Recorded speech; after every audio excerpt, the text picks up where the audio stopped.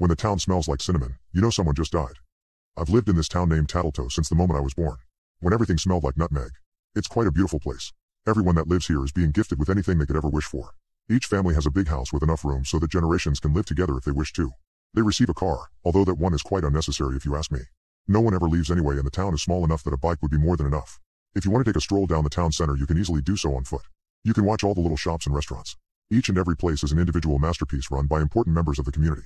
There is a flower shop growing the most peculiar plants with the brightest colors.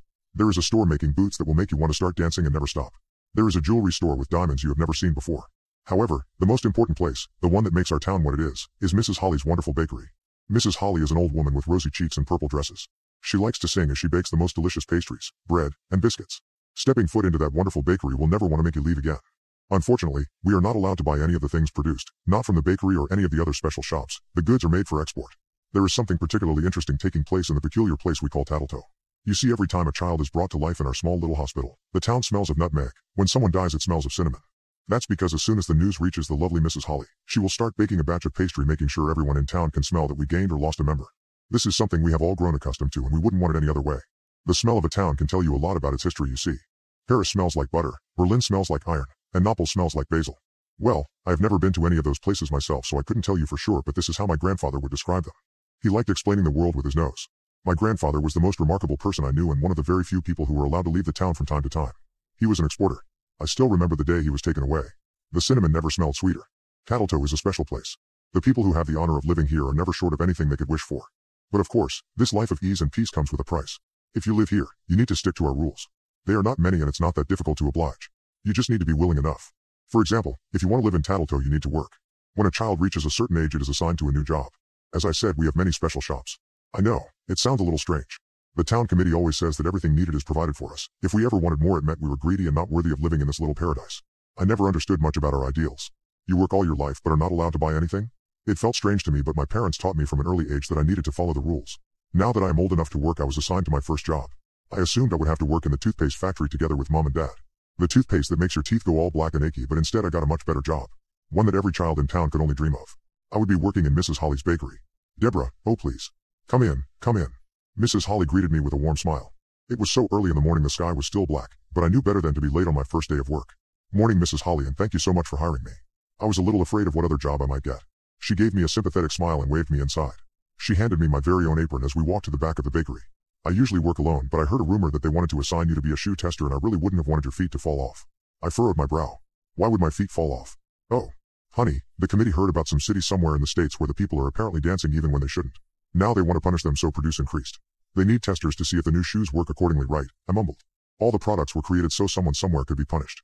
Don't ask me why. The committee seems to have very clear ideas on how the world should look like. You know, your grandfather was a good friend of mine. I always had a sweet spot for you, my dear. Your parents were smart only to have one child. Some people here. She stopped talking and smiled at me as if she had almost said something she shouldn't. Anyway, I was just starting to make a batch of snickerdoodles. Why don't you help me with that? Who died? I blurted out. You know the Drottles, right? Well, their oldest son fell in love with Jenny Jenkins. Apparently, he tried getting her a ring. Poor fool.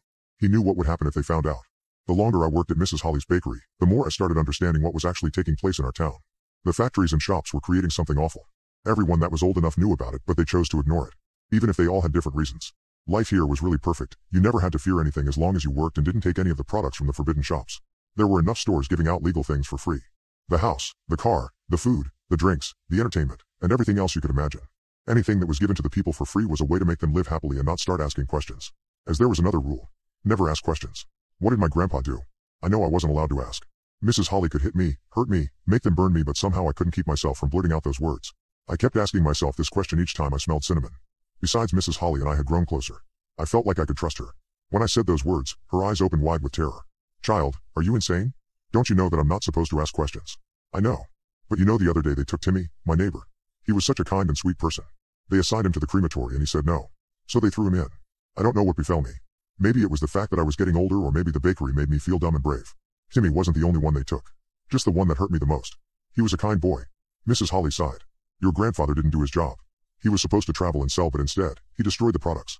He still got the money in different ways, but the committee found out that he was tricking them. This is all I will say, and don't ever ask or question anything again. She got the wooden rolling pin from the desk. I saw the pain in her eyes as she held it up and hit my arm with all her strength. They probably heard what I asked, and they'd know if she didn't do it properly. I knew she didn't want to hurt me, but it was my own fault for asking questions. The broken hand was worth the information she gave me. Besides, my punishment could have been much worse. I thought I understood Tattletale, but simple answers can never answer complicated questions. I understand that now. For a long time, I thought it was the smell.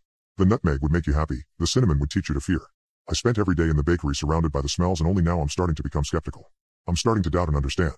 And nutmeg doesn't make anyone happy. Too much of it can even become poisonous. There was a time when I was afraid of Mrs. Holly and the smell of cinnamon. To me it meant death. Now I understand that Mrs. Holly isn't trying to scare everyone by alarming them with the smell. She is trying to cover up the smell of burning corpses. I don't even want to imagine how many snickerdoodles she had to bake after they burned all her children and husband when they tried to leave the town. What happens when the town smells like nutmeg?